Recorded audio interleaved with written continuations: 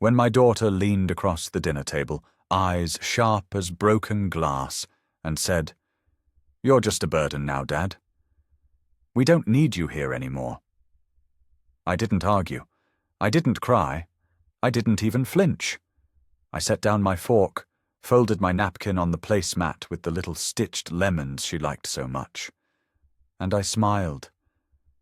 That smile scared her, I think. She wasn't used to me being quiet like that.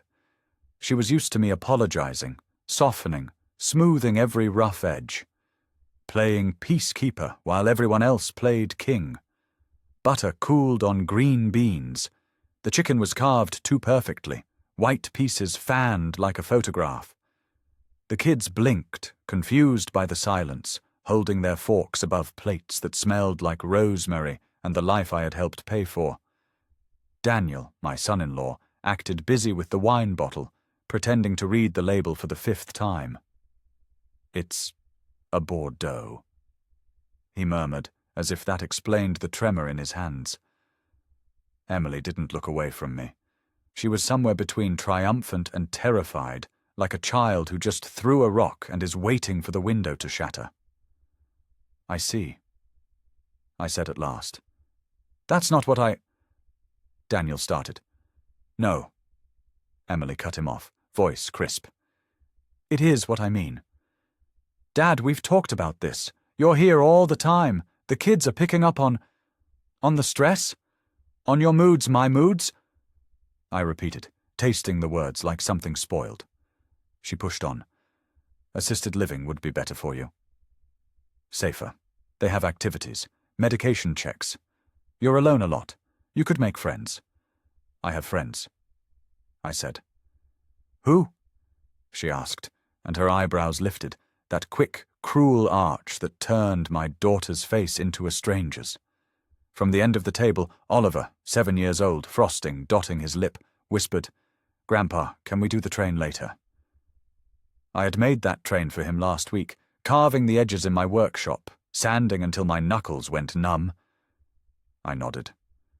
"Of course," I said, keeping my eyes on him, not on the adults who had forgotten what love looks like when it's tired. "Dad," Emily said, softer now, seeing how Oliver was watching. "We're not saying you can't visit. Just not as much. Boundaries. Daniel's job is stressful. I have a lot on my plate. We can't keep managing everything. I almost laughed. The mortgage I had co-signed, the months I covered when Daniel transitioned careers, the daycare I replaced with my body, my car, my time, my old bones in a younger family's schedule.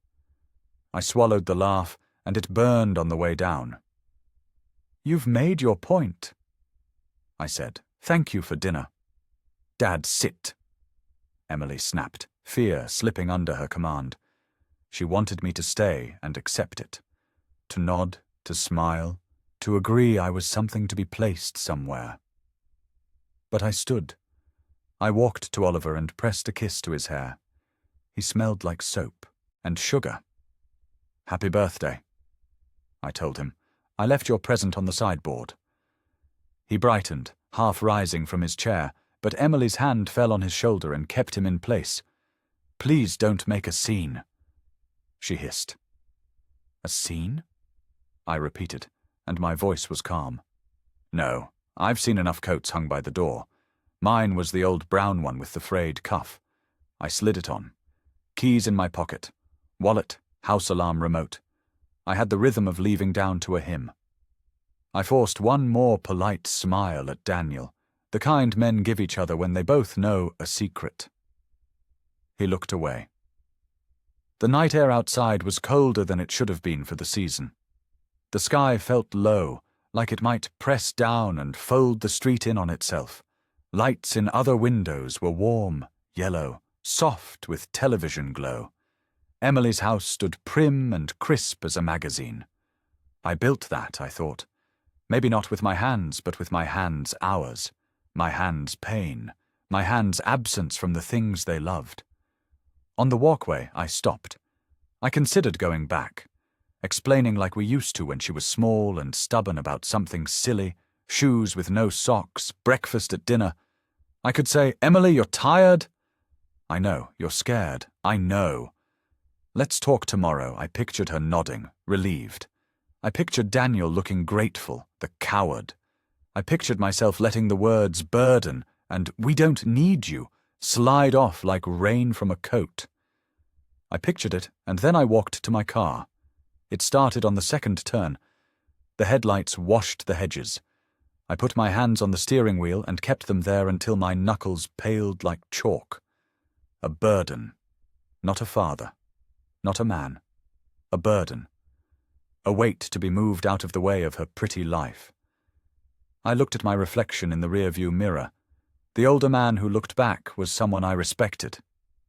Tired, yes, but not weak. Weathered, yes, but not worn out. His eyes were not the eyes of a burden. They were the eyes of a builder. I drove home the long way, through the old part of town where brick buildings still remember when they mattered. Past the park where I pushed Emily on a swing and pretended not to be afraid every time she shouted, "Higher!" like gravity was a dare. Past the factory where I learned the names of machines the way some men learn prayers. My hands knew the old aches before my mind did. They pulsed in the steering wheel, phantom bruises from decades ago. I drove slow. Streetlights counted time on my windshield. At a red light, a memory rose up like a struck match. Emily at 12, shivering in a fever that wouldn't break. Her mother asleep in a chair, drained from nights of worry. Me on the floor beside her bed, hand on her back, counting breaths. The world had shrunk to one room, one child, one assignment. Keep her here. I had done it. That was my first great victory. Not the paychecks, not the house, not the papers I signed. It was breath by breath, the math of being a parent. You give more than you have and somehow you don't die. Somehow you make more to give. Somehow you make a life. The light turned green. I didn't move. The car behind me didn't honk. Small mercy. I put my foot back on the gas. By the time I reached my street, the decision had congealed inside me into something heavy and certain. Pain is molten when it's fresh. It burns. It throws light on the worst parts of you. But if you let it cool, it becomes a tool. A weight you can lift. A hammer. My house smelled like lemon cleaner. I keep it tidy. People assume old men let things slide. I never did. The front room holds the chair where my wife used to read. The dent in the cushion is still there. I don't sit in it. I sit in the one across from it, and I set a drink on the table between us like she's there to share it. The clock in the hall ticks too loud at night. I hate it. I never fix it. Something in me wants that noise. A witness. I set the drink down half finished. The burn in my throat wasn't the feeling I needed. I needed the clear place inside where numbers align and names stack nicely on paper. I opened the desk drawer and pulled files into the lamplight. The mortgage note. The Herlock paperwork. The email printouts from the time Daniel asked me to float them, just until the settlement comes through. It's a sure thing. I found the notarized copy of the house title. My name. Mine and hers, my wife's, on the trust we set up because we believed in protecting the child we loved. I found the addendum from the year Emily asked, ashamed and breathless. "Dad, could you put us under the trust umbrella for tax purposes?" It would help so much I had said yes. I had let the umbrella widen. I had kept my hand on the handle. You see it now, don't you? If you widen an umbrella to cover someone, you still own the handle. I wrote names on a pad. I circled numbers. I underlined dates. The plan wasn't revenge, not yet. It was safety. It was gravity asserting itself when the rope frays. In the quiet, I could hear my wife the way you hear a song you loved long ago. Do not let anyone, especially our girl, forget who kept her safe, she said without speaking. I didn't need more than that. I turned off the lamp and sat in the dark until the outlines of the room etched themselves into my eyes.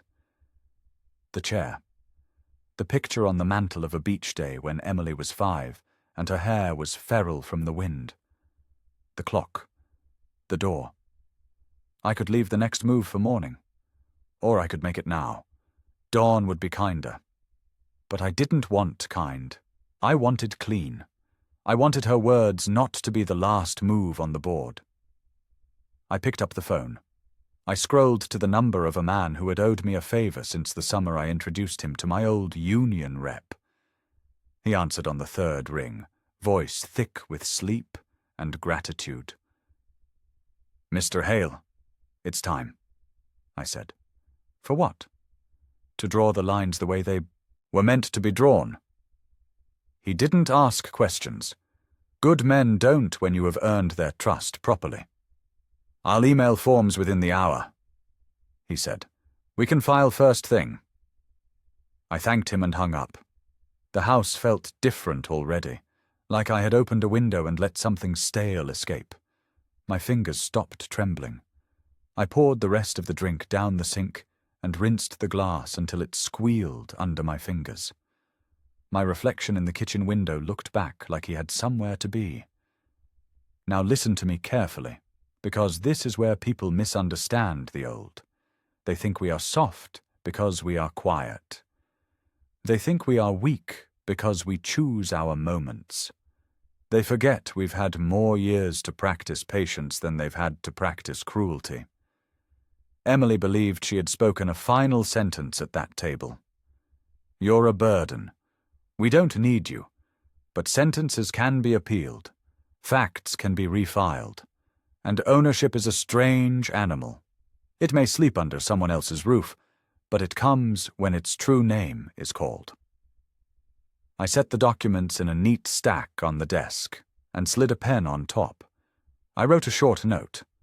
Not to Emily, to Oliver. Someday he might read it, and if he did, I wanted him to know this wasn't about punishment. It was about remembering who we were to each other when no one else was looking. "I love you," I wrote, "enough to teach your mother what love costs and what it cannot buy." I dated it and tucked it into the envelope with his name. Then I did a small thing that felt like a sacrament. I walked to the workshop in the back, flipped on the hum of the old light, and set Oliver's train on the bench. I ran a finger along the roof of the little engine and felt where the varnish had pooled at one corner. Imperfect. Made by hands, not a machine. It would outlast the plastic things that beep and whir until they don't. That's how love survives. Imperfect. Patient. Hard to break, unless you tell it to leave. I turned off the light. I locked the door. I lay down on my bed without undressing and stared at the ceiling until the cracks looked like a map. It wasn't sleep that took me. It was resolve. A boundary grown in overnight like frost. In the morning, I would begin. Quietly, legally, efficiently. Not to hurt her. Not at first. But to take my hands off the weight I had been holding for far too long, to show her what gravity can do. Outside, a car hissed down wet pavement. The clock coughed a hard tick. Somewhere in the night, a dog barked at nothing and was wrong. There was something. There was a man in a small house who was about to become the one thing his daughter never imagined he still could be. Necessary. I didn't sleep that night. Her words kept circling me like vultures, each one picking a little more flesh off the bones of my memory. I tried closing my eyes, but the images wouldn't stop. Emily at 5, clutching my hand as we crossed the street. Emily at 12, beaming when I bought her first bicycle, even though it meant I skipped lunch for weeks. Emily at 17, screaming that she hated me because I couldn't afford the same car her friends got from their parents. And then Emily at 35, across that glossy dinner table, telling me I was nothing but a burden. It was as if every version of her I had ever loved lined up in front of me and then turned their backs at once. I sat in the old armchair with the lamp dimmed low, papers spread across the coffee table like a puzzle waiting to be solved. My late wife's framed photo stared back from the mantel. She was smiling in it, as if reminding me of something I was too tired to remember. She had always said, "Don't give more than they're willing to remember." I didn't listen then. I gave until there was nothing left of me but the shell of a man who wrote checks and kept quiet. But now maybe I was ready to listen. The bourbon burned down my throat, but it didn't warm me. Nothing could. The house was neat, as always. I kept it that way because discipline was the only thing keeping me from collapsing into grief after she passed. I folded the same blankets, washed the same dishes, swept the same floors. The rhythm kept me sane. But tonight all that order felt like armor I had strapped on too tightly. I loosened it with one gesture. I reached for the locked drawer in the desk. The key was still on my chain. Inside were the files I hadn't looked at in years. Trust documents, deeds, contracts, the foundation of Emily's so-called stability. She had begged me to wrap her new family in the shelter of my hard-earned name. "It's just for now, Dad," she said with those pleading eyes she knew I could never resist. "Just until Daniel's job picks up again. You know how hard it is." And like a fool, I had nodded, handed over the umbrella of protection, and told myself she would never forget what it cost me. But she had forgotten. Worse, she had erased it. She spoke to me now as if her house had appeared from nowhere, as if her husband's career had floated without my anchor, as if the food on their table wasn't seasoned with the salt of my sweat. The clock ticked, each second pulling me deeper into the resolve building in my chest. I wasn't angry anymore. Anger is fire. It burns hot and then smoulders into ash. What I felt now was colder, sharper. It was the clarity of ice forming on water, solidifying without apology. If Emily thought I was a burden, then she was about to learn what it meant to carry herself without my shoulders beneath her. I leaned back and remembered the factory nights, the clamour of machines, the grind of gears. My body ached just from the memory of it. But there was pride, too. Every bruise, every callus had been a coin laid down at my daughter's feet. I worked until my lungs screamed, until my hands split open, because I wanted her to never feel the kind of hunger I had felt as a boy. And now she dared to call me unnecessary. The papers rustled under my hand. I saw my name in bold print on lines that mattered more than any words she had said. My name was the tether, the root, the foundation.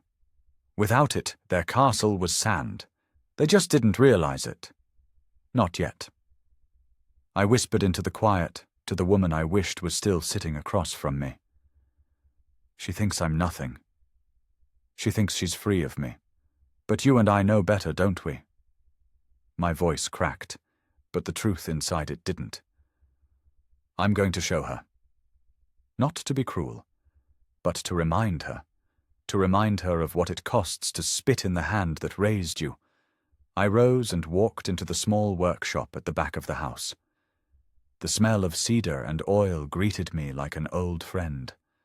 On the bench sat the little wooden train I had made for Oliver.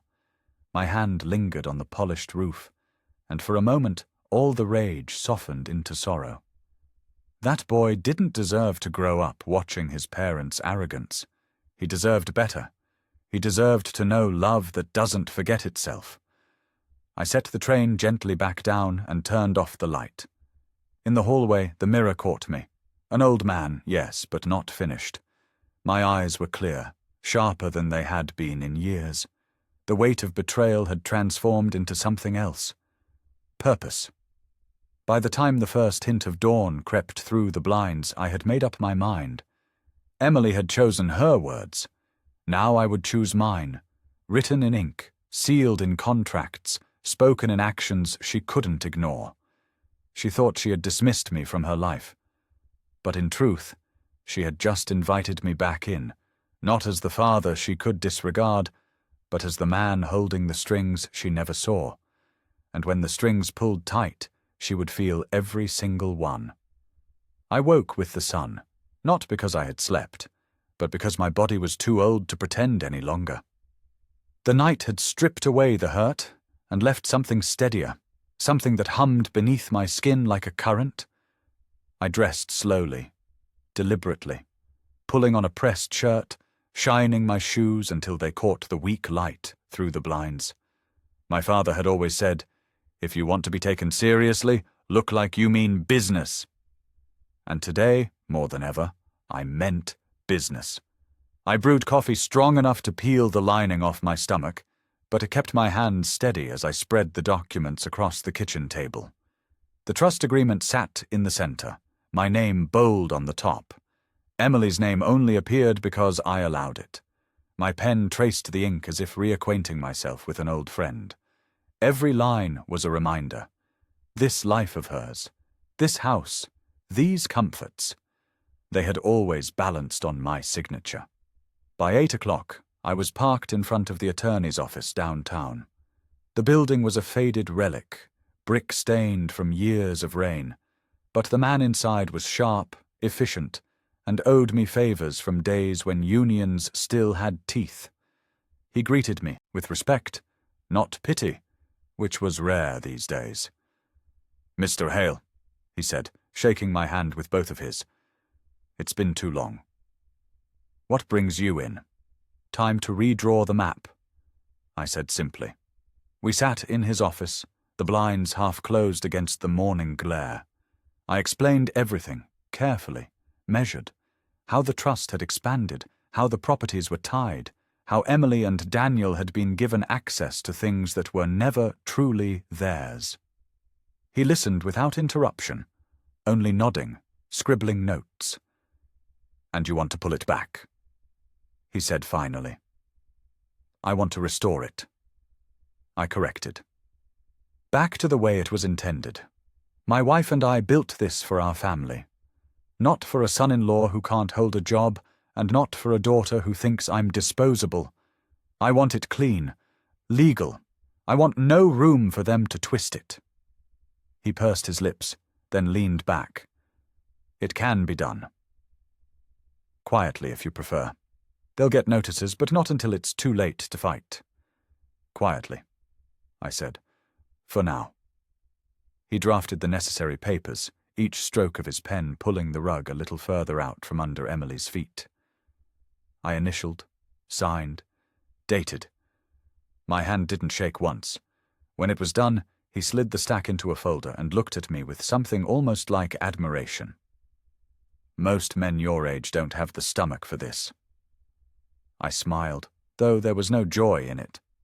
Most men my age haven't been called a burden by their own flesh and blood.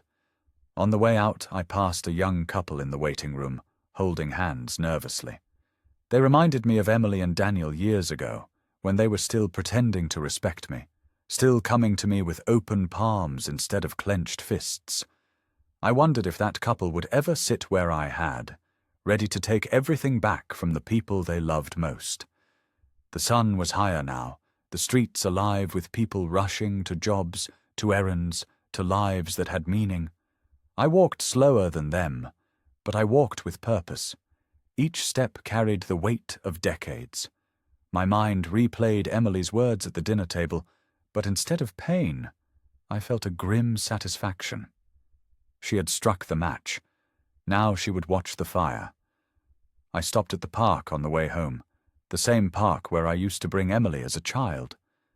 I sat on a bench and watched children chasing each other, laughter spilling into the air like something too pure to be touched.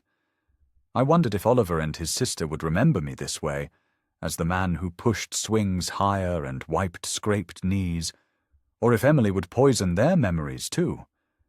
But then I remembered the note I'd left for Oliver, tucked away safe. Someday he would read it. Someday he would know the truth. The rest of the day passed in small tasks that felt suddenly monumental. I balanced my checkbook, filed old bills, even scrubbed the kitchen counters until they gleamed.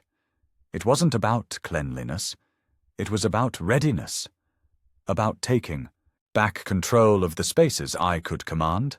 Every dish in order, every paper in place. Proof that I wasn't the frail old man my daughter wanted me to be. That night, I didn't touch the bourbon. I sat in the armchair with a glass of water and listened to the clock tick. It didn't mock me anymore. It kept time for me, like a metronome counting down to the moment Emily would realize just how wrong she had been. For the first time in years, I didn't feel small in my own house. I felt powerful.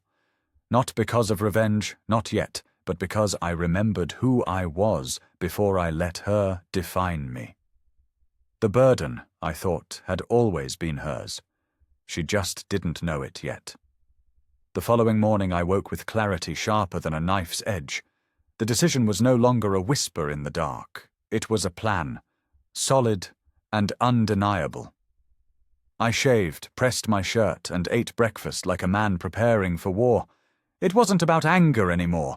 It was about balance, about reminding my daughter that everything she took for granted came from the same hands she had dared to dismiss.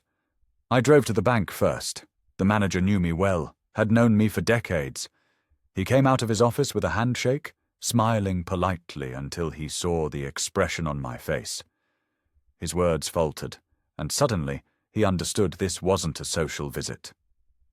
"Mr. Hale," he said carefully, "what can we do for you today?" "I want to restructure," I told him. We sat in his office, blinds tilted against the morning sun, the smell of stale coffee lingering between us. I laid the documents on his desk, the trust agreements, the account ledgers, the authorizations Emily and Daniel had leaned on so heavily. He flipped through them, his brows furrowing, his lips pressed tight. "You're certain?" he asked after a long silence. "As certain as a man can be." With every form I signed, I could feel the ground shifting beneath Emily's comfortable little world. The accounts she had treated like her safety net were being pulled back under my control. The credit cards tied to my name, the emergency lines of credit.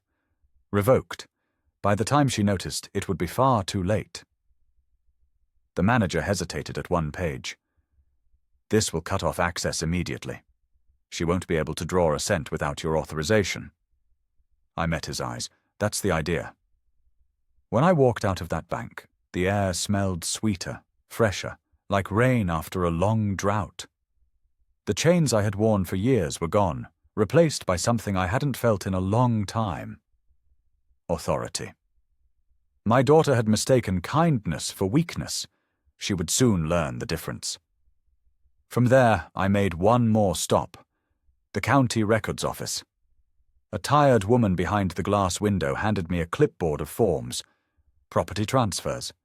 Title adjustments. Paperwork that would sever Emily's house from the illusion of ownership she thought she had. The trust had always been the true anchor, and my signature the final word. I filled out each line carefully, the pen scratching like the stroke of a hammer against stone. As I slid the forms back, the woman glanced over them and gave a small nod. "These will take effect within 48 hours, she said, stamping the papers. That sound, the thunk of the rubber against paper, was the first note in the symphony of consequences Emily had composed for herself. On my way out, I passed a bulletin board covered with notices. Foreclosures, repossessions, estate settlements, names of families who had lost everything. My daughter's name wasn't on that board yet, but she was walking toward it faster than she knew, and I was no longer the man pulling her back from the edge. I was the man watching, letting her see how sharp the drop really was. By the time I returned home, the sun was dipping low, shadows stretching long across the yard. I parked the car and sat in the driveway for a moment, breathing in the silence. My hands rested on the steering wheel, steady, unshaking. The papers were filed. The money was locked. The trap was set. I thought of Oliver then, of the way his small face had lit up when I kissed his head at the birthday table. He would grow up one day and wonder why things had fallen apart, why his mother looked at me the way she did, why her world crumbled piece by piece. And when that day came, he would learn the truth. Not from her lies, but from me. From the letters, from the evidence, from the memories she couldn't erase. I got out of the car and walked to the workshop. The train set sat where I had left it, waiting, patient. I touched it once, just a finger on the roof of the engine, and whispered, "This is yours, Oliver. Not hers. Not theirs. Yours inside." The clock ticked, but it no longer taunted me. Each tick was a step closer to revelation, closer to the day Emily's smugness shattered into panic when she realized she had not dismissed me. She had awakened me. I poured myself water, not bourbon, and sat in the armchair as the house settled around me. Tonight I would rest. Tomorrow the storm would begin. And when it came, Emily would see the truth. The burden she thought she had cast aside had never been hers to bear. It was mine, and I had just dropped it at her feet. 2 days later, the phone rang just as the evening news began its low murmur in the background. I didn't need to check the caller ID to know who it was. A father knows his child's voice even before it speaks. I answered, slow, deliberate. "Dad?" Emily's voice cracked like ice under weight. No greeting, no polite preamble. Just panic, thinly disguised as irritation. "The bank called me. They said the accounts are frozen. Our card got declined at the store. What's going on?" I leaned back in the chair, letting her words spill into the room like smoke. "I told them to lock it down," I said calmly. Her breath hitched on the other end. "What do you mean you told them to?" "You can't. Just, Dad, those accounts are for the house, for the kids, for everything." "Those accounts," I said, voice low and steady, "were mine. Always were. I extended them to you, Emily, out of love, out of trust. But love isn't a license to spit in a man's face, and trust isn't permanent when it's broken." There was silence, the kind that buzzes like a live wire. Then her anger flared. "So this is revenge? You're really going to punish us because you didn't like what I said? You're being dramatic. I was stressed, Dad. You take everything so personally." I cut her off. "You looked me in the eye in front of my grandchildren and told me I was a burden. You didn't say it by mistake. You meant it. And now you get to live like I was never here at all." Her voice sharpened into a shrill edge. "Daniel will fix this. He knows people. He'll fight you if he has to." I almost laughed at that, though nothing about the moment was funny. "Daniel doesn't have the spine to fight. He's leaned on me for years, and you know it. Without me, he's just a man with a title on his email signature and no savings to his name." She inhaled sharply. "You're cruel."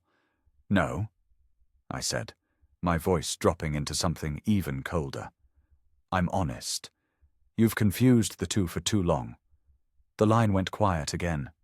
I could almost hear her mind racing, scrambling through every comfortable illusion she had built, every safety net she thought was hers. She finally whispered, "You can't do this." I closed my eyes. "It's already done." And then I hung up. The house seemed to exhale with me. For the first time in years, I didn't feel small on the other end of her anger. I felt steady. I had taken the first real step toward making her understand. But I knew Emily. Panic would drive her straight to Daniel, and Daniel's pride would drive him straight to my door. So I waited. It didn't take long.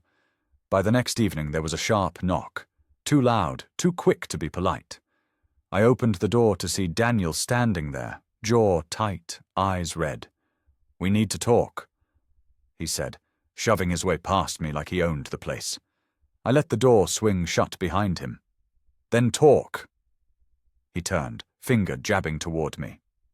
"You're out of line, old man. Do you know what you've done? You're sabotaging your own daughter, your own grandchildren." I kept my voice calm, even as my hands curled slightly at my sides. "I provided for them. For years, more than you ever could. And she told me I was nothing. So now, Daniel, You get to show me just how much of a man you really are without leaning on me." His nostrils flared. "You think this makes you powerful? You're pathetic, bitter and alone. That's all you are." I stepped closer, close enough that he had to look up just slightly to meet my eyes. Alone, yes. Bitter, maybe. But pathetic. Number. Because pathetic is a man who lets another carry his load, then sneers at the one who carried it. That's you, Daniel. For a moment, I thought he'd swing at me. His hand twitched at his side, but he stopped. He wasn't that brave. Instead, he spat at the floor and stormed toward the door. "You'll regret this." "Both of you will," I didn't answer. I let the door shut on his retreating back, the echo of his threat nothing more than a hollow noise in the night. As the silence returned, I sat back down in my chair and felt the stillness settle into my bones. They were rattled, they were angry, but they were cornered. And that was exactly where I wanted them. Because this wasn't just about money or houses or accounts. This was about respect. And soon enough the entire family would know the truth. The burden wasn't me. It had always been them. The call came again the next morning.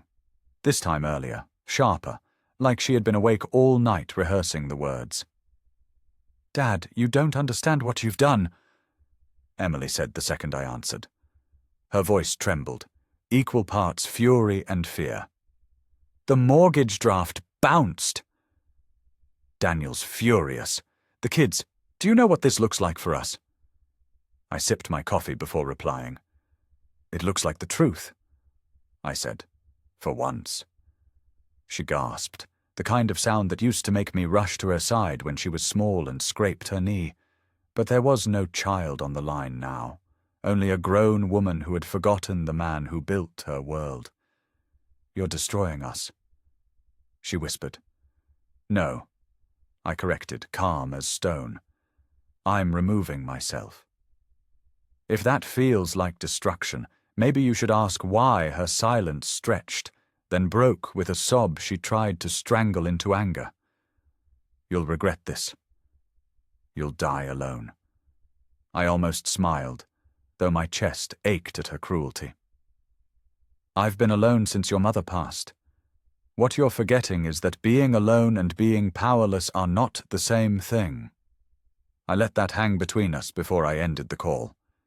The day passed slow, but my mind stayed sharp. I sorted old papers, double-checked filings, and wrote down names of people Emily would never expect me to contact. Friends in places that still owed me debts of loyalty. Every step was quiet, invisible to her. But each step tightened the noose she had tied herself the night she called me a burden. By evening, I wasn't surprised when headlights swept across my window and a car door slammed. Daniel again, stomping up my porch like a man who thought volume could replace substance. He didn't knock this time. He pounded. I opened the door, slow, and let him stew in his own impatience. "You think you're clever?" He barked, his face red, sweat on his forehead though the night was cool. "You've humiliated us." "Emily's been crying all day. The neighbors are starting to talk. You can't just pull the rug out like this." I leaned on the doorframe. "I didn't pull the rug." I stopped holding it up while you stood on. "It..." He jabbed a finger at me, his nails bitten to the quick. "She's your daughter!" "Your responsibility." That word struck something deep, but not the way he intended. Responsibility. I thought of years in dark warehouses, of checks written when I had nothing to spare, of nights rocking Emily when she was too sick to breathe easy. Responsibility had been my second skin. And now this man dared to throw it back at me like an accusation. I stepped forward just enough that he flinched. "She was my daughter long before she was your wife." And I took my responsibility seriously, Daniel, more seriously than you've ever taken anything in your life. I kept her alive. I kept her safe. I gave her everything I could. And when she spat on it, when she called me a burden, I realized my responsibility had ended. His mouth opened, closed, then twisted into a sneer. You're a bitter old man. You'll choke on your pride. I let the door swing wider and gestured to the street. Then watch me. He muttered something under his breath, stormed back to his car, and tore away with a squeal of tires. I didn't move until the tail lights disappeared. Then I shut the door, turned the deadbolt, and sat back in my chair. The house was quiet again. The documents were safe. The pieces were in place. They were angry now. But anger wasn't the end. It was only the beginning. Because the deeper they felt the cracks forming, the harder they'd try to cover them. And when they did, that's when I'd strike next. I expected silence the next day, maybe a sulk, maybe days of cold war before another storm. But Emily never could sit with discomfort. She had to smother it with action, even if it was the wrong one. By late afternoon, my phone rang again. Her voice was brittle, as if she had rehearsed calm, but cracked under the weight of desperation. Dad, let's just talk. Please, can we meet? The kids miss you. I almost laughed at the performance. She hadn't mentioned the children once during her tirades. Now suddenly they were her shield. Where and when? I asked. She hesitated, maybe surprised I'd agreed so easily. Dinner. Tomorrow night. Our place. The trap was obvious, but I wasn't the one walking into it. They were. Fine, I said, and ended the call before she could sugar it further. The next evening, I drove to their house, the one I had co-signed, the one my money had kept safe when Daniel's promises collapsed. It gleamed under porch lights, a facade of security that I knew was already crumbling. Emily opened the door, face painted with a smile too wide, too forced. Daniel hovered behind her, jaw tight. Dad, she said sweetly, come in. I stepped inside. The air was thick with tension disguised as hospitality. The table was set, candles lit, roast in the oven. But beneath it all there was fear. I could smell it. We ate in silence at first. The children chattered, oblivious, their innocence cutting deeper than any of Emily's words. I asked Oliver about school, my granddaughter about her drawing. Their eyes lit up when I listened, and for a moment I ached for what could have been if their mother had been different. Then Emily set down her fork. Her mask slipped. Dad, we need you to reverse what you did. Daniel's paycheck won't clear the bills this month. The mortgage is due. We're drowning. I looked at her. My little girl who wasn't little anymore, her voice thick with the entitlement of years. You told me I wasn't needed, I said. Why ask now? She slammed her palm against the table, rattling the silverware. Because you're my father. You don't get to just walk away. The children froze, wide-eyed. Daniel muttered, Emily, keep it down. But she pushed on, her anger spilling like wine over a white cloth. You think you're teaching me some lesson? You're not. You're ruining everything. People are starting to notice. We're embarrassed, Dad. Embarrassed. Do you understand what that does to us? Her words cut, but not the way she thought. She didn't mention love. She didn't mention regret. Just embarrassment, appearances, the fragile shell of reputation she valued more than truth. I put down my fork. What I understand, I said, voice steady, is that I gave until I had nothing left, and you stood at that table and told me I was a burden. You showed me exactly where I stood in your life. Now you're standing in mine, begging me to fix what you broke. And the answer is no. Daniel cleared his throat, trying to smooth the jagged edges. Maybe there's a compromise. There is no compromise. I snapped, sharper than I intended. You both made your choice. Now live with it. Emily's face twisted into something I had never seen before, something ugly and desperate. You'll regret this. she hissed.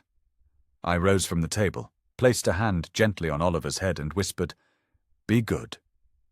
Then I turned and walked out. Behind me, I heard Emily's chair scrape, her voice breaking into a sob that was more fury than grief. But I didn't turn back. I couldn't. The night air was cool on my face as I stepped into the quiet street. For the first time in years, I felt lighter, stronger. I had faced them in their own house, their own false kingdom, and walked away untouched. And I knew this was only the beginning. The silence after that dinner didn't last long. By the end of the week, whispers had begun to circle. A neighbor from 2 streets over stopped me at the grocery store, lowering her voice as if we were conspiring. I heard Emily and Daniel are having some financial troubles. Is everything all right? I only smiled, set my bread on the counter and said, "Everything's exactly as it should be." Word spread quickly in towns like ours. Daniel had always puffed himself up, bragging about promotions, about the house, about vacations that were more illusion than reality. Now the facade was cracking, and people were seeing the rot underneath. Emily must have felt the shift. She called me again that night, her voice hoarse from crying or screaming.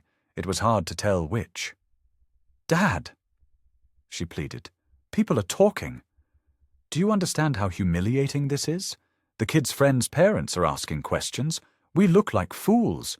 You made me look like worse than a fool." I said, "You made me look like I was nothing." Now you know how that feels. There was a pause, broken only by her ragged breath.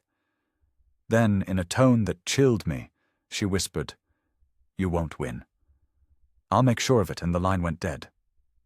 The next day, Daniel came to my house again. This time he didn't pound on the door. He knocked softly, almost politely. When I opened it, he stood there with a folder under his arm, looking less like a man and more like a salesman who had run out of pitches. "Can we talk?"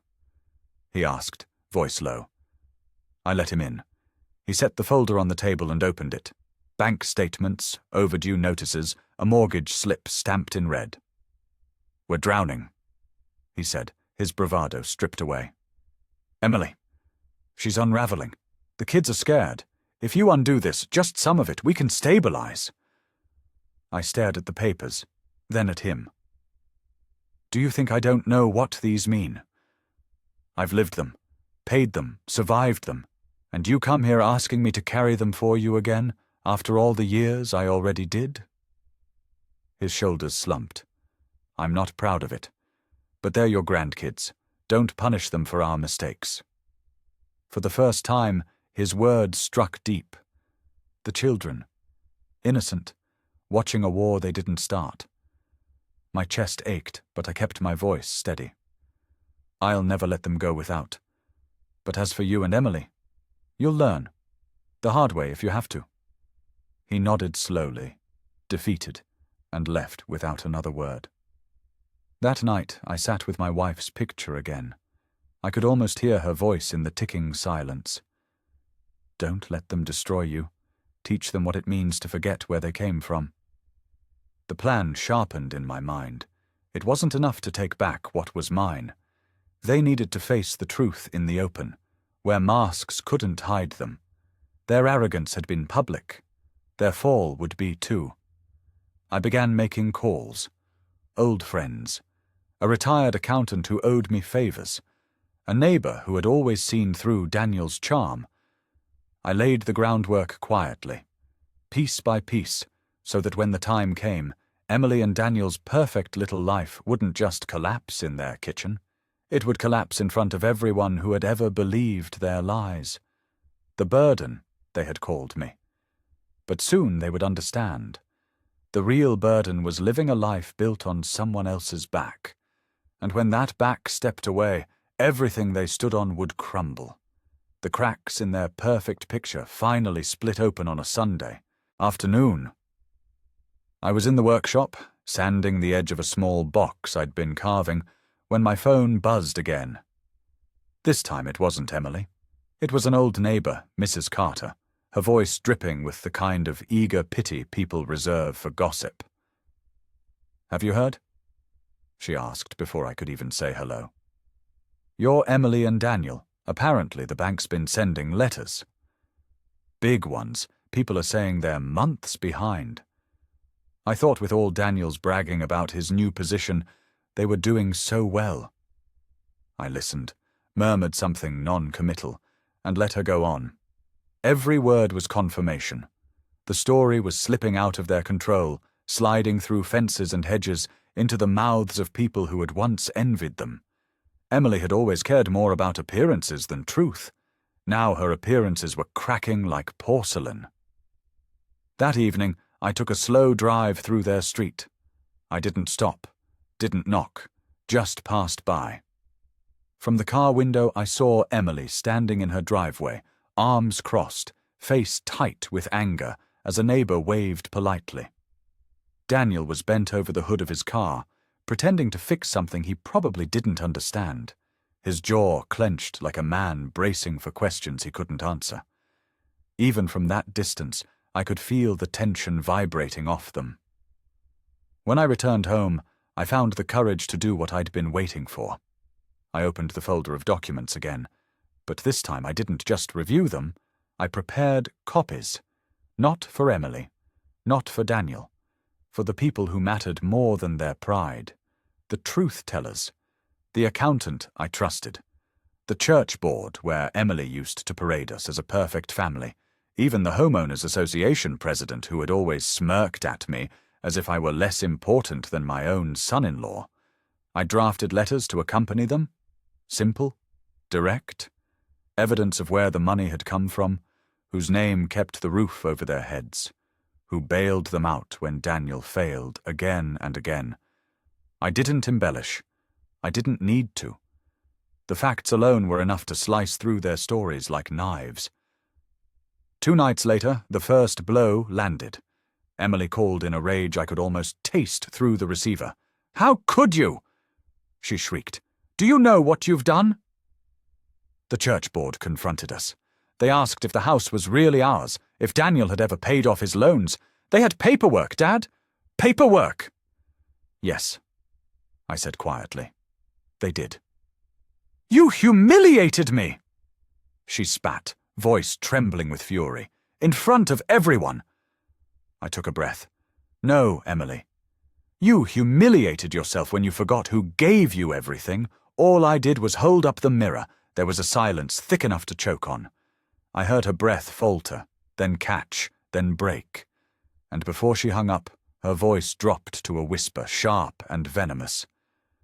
"I hate you." The line went dead. I set the phone down, my heart pounding but steady. Her hate was just another mask. Beneath it, I knew, was fear. Fear of being exposed, fear of losing the crown she thought she had earned. And fear was exactly what I needed her to feel, because the next stage wasn't private anymore.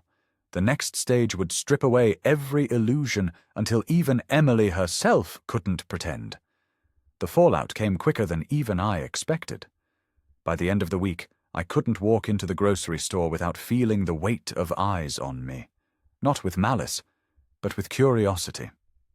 People whispered in aisles, stopped mid-conversation when I passed. Emily and Daniel had always been the talk of the town, admired for their house, their so-called stability. Now that admiration was turning into questions, and those questions were sharpening into judgment. One evening, as I sat on my porch with a glass of water, Mr. Jenkins from 3 houses down strolled by. He tipped his cap and slowed, hesitant.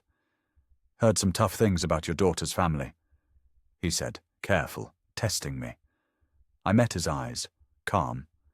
"Tough truths, yes. Sometimes the truth stings more than lies." He nodded, almost relieved, and walked on. That's when I knew the tide had shifted. People weren't pitying me anymore. They were seeing me, not as a burden, as a man who had carried more than anyone realized. 2 nights later, Daniel showed up again. No folder this time, no pretense of politeness. He barged in without waiting for me to answer the knock, his face red, his shirt rumpled. "You've destroyed us!" he shouted, slamming his hand on my kitchen table. "The bank, the church, even the damned HOA, they all know now. Emily won't stop crying. The kids are asking questions we can't answer. Are you happy? You've ruined your own family." I leaned back in my chair, steady, while his rage poured out. "I didn't ruin anything, Daniel. You and Emily built your house of lies. I simply stopped holding up the foundation. If it crumbled, that's because it was never strong to begin with." He stared at me, chest heaving. "Do you have any idea what people are saying about us?" "Yes," I said, my voice cold. "They're saying what I've always known. That you never stood on your own 2 feet. That you leaned on me until my back broke. Now everyone sees the truth." For a moment he looked like he might strike me. His fists clenched, jaw locked, but then he faltered, because deep down he knew I was right. With a strangled curse he stormed out, the door rattling on its hinges behind him. I sat in the silence, heart steady. It wasn't joy I felt, it was justice. For years I had carried their pride on my shoulders, invisible to everyone else. Now the world could finally see the weight I had borne, and who had dropped it without shame. The next morning, I walked to the mailbox and found a letter. Not from Emily, not from Daniel. From Oliver. Scrawled in uneven letters, the way children write when their hands are still learning. "Grandpa, I love the train. Can we play again soon?" I held that note like a treasure. Whatever storm raged around his parents, he still saw me. He still knew the truth in the way only a child can. That gave me the strength for what came next. Because the confrontation wasn't over. The worst was still ahead. And I was ready for it. The letter from Oliver stayed in my pocket all week, folded and unfolded so many times the creases nearly split. Every time Emily's voice tried to echo in my head, "You're a burden. We don't need you." I touched that letter and reminded myself that not all of them were blind. One day he'd understand. One day he'd know the truth of who carried who. By Thursday the storm broke in public. It happened at the church during the midweek service. Emily and Daniel were there, sitting in the second row, their shoulders stiff, their smiles plastered on like masks cracking at the edges.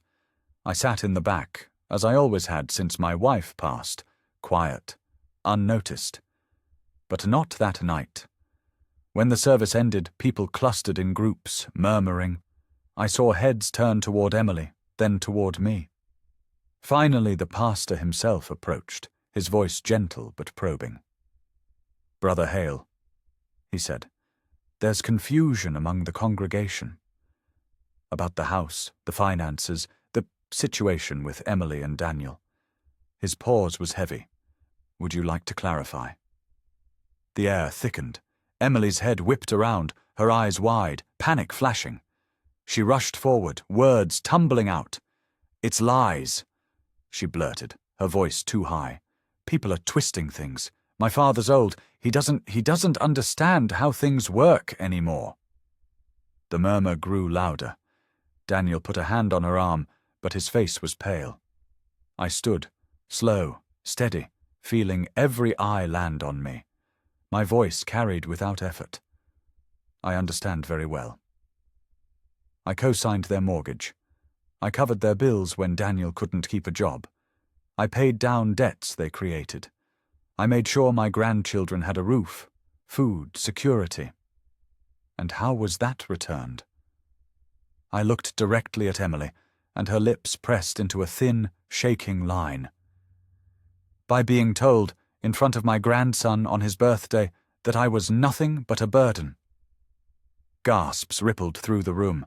Emily's face flushed crimson, tears springing to her eyes. "That's not... He's twisting..." But the papers were in my jacket, waiting. I pulled them out slowly, the copies I had made, and handed them to the pastor. bank transfers, loan documents, mortgage statements, every line proof of what I had done and what they had taken. The pastor scanned the pages, his brow furrowing deeper with every sheet. The silence grew unbearable. Finally, he raised his eyes. "These are clear. These are signed. By him, by both of them. There's no twisting here." The congregation stirred, whispers sharp as knives. Emily crumbled, covering her face, while Daniel stared at the floor like a man waiting for the ground to open and swallow him. I tucked Oliver's letter back into my pocket, held my head high, and walked out of that church without another word. Behind me, their perfect image lay shattered on the tiles, the judgment of their peers falling heavier than anything I could ever say. The public mask was gone, and now there was nothing left but the raw, ugly truth. Emily didn't call that night or the next. Silence replaced her usual tirades, a silence heavier than words. But silence never meant surrender with her. It meant planning. I braced myself. By the weekend, the knock came. Not Daniel this time. Emily herself. She stood on my porch with red eyes, hair unbrushed, shoulders slumped in a way I had never seen. For a second, just a second, I saw the girl I used to hold after nightmares, the one who whispered, "Don't leave me, Daddy." But then she opened her mouth. "You've ruined me," she said, her voice low and jagged. "Everywhere I go, they look at me like I'm dirt." "Do you have any idea what that feels like?" I stared at her. "Yes," I said simply. "I know exactly what that feels like." She flinched but pressed on. "Daniel's talking about leaving. He says I dragged him down. The kids are confused. They ask questions I can't answer. You—" Her voice broke. "You took everything from me." "No," I said, stepping closer. "I stopped giving." "That's different. Everything you thought was yours was never yours to begin with. It was mine and your mother's. We gave it to you because we loved you, and you told me I was a burden." Tears streamed down her cheeks, but anger burned beneath them. "You could fix this." "One phone call, one signature, and it all goes back. But you won't. You'd rather watch me drown." I shook my head. "No, Emily. I'd rather watch you learn to swim. I can't carry you anymore. I carried you your whole life, even when you spat in my face. This is the lesson you forced me to teach you." Her hands curled into fists. For a moment, she looked ready to strike me, the same way Daniel once had. But she only turned away, shoulders shaking, and walked back down the steps into the night. I closed the door behind her and leaned against it, my chest heavy. This wasn't victory. It wasn't satisfaction. It was survival. The justice wasn't sweet. It was bitter, but it was necessary. The next day, Oliver's letter fell out of my pocket as I bent to tie my shoes. I picked it up, smoothed the creases, and whispered, "I'll always be here for you, boy." Always, because in the end, this wasn't about punishing Emily. It was about protecting what was left of my family, even if that family was smaller than I had once dreamed.